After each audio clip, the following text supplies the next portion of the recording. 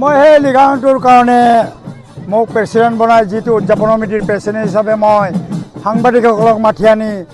এই যে দুখীয়া ৰাইজৰ যিটো খেতি বাতি নাই এই 2020 চনৰ পৰা আমি শিবিৰ হিচাপে কিছুমান মানুহ DC কোৰ্টৰ ওচৰত কিছুমান মানুহ এই নেশ্যনেল পাৰ্কৰ ভিতৰত আছে থাকিও আমাৰ স্বকীয়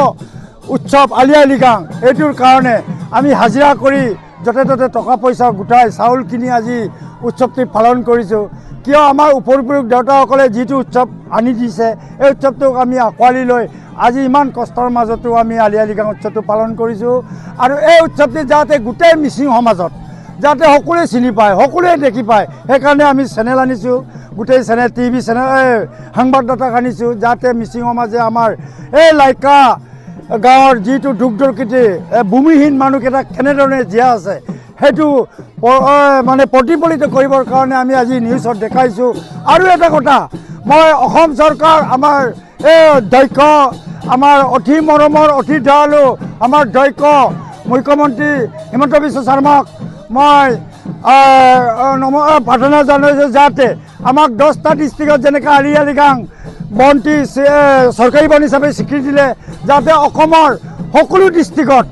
এনেকুৱা এই বনটো স্বীকৃতি দিব লাগে বুলি মই কোটি কোটি নমস্কাৰ জনাইছোঁ আৰু প্ৰাৰ্থনা জনাইছোঁ লগতে আৰু এইটোও জনাইছোঁ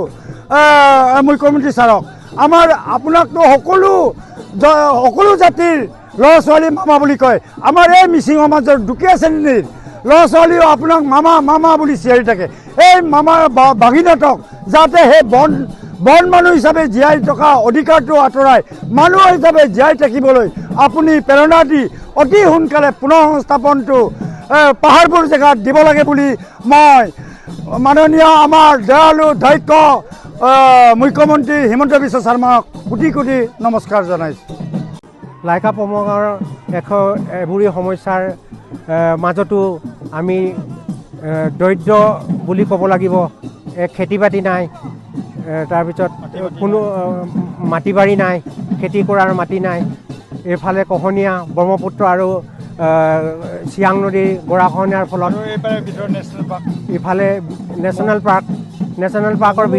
ভিতৰলৈ সোমাই যাবলৈও আমাক অনুমতি নিদিয়ে বন বিভাগে তেনে ক্ষেত্ৰত আমাৰ সংস্থাপনৰ কথাটো খুব হেৰি হৈ আছে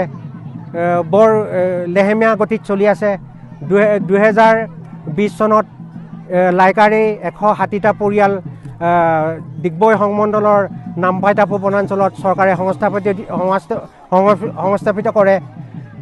তাৰ পাছত এতিয়া নেক্সট পৰ্যায় শেষ হ'লে আমাৰ পাহাৰপুৰৰ যিটো প্ৰক্ৰিয়া সেইটো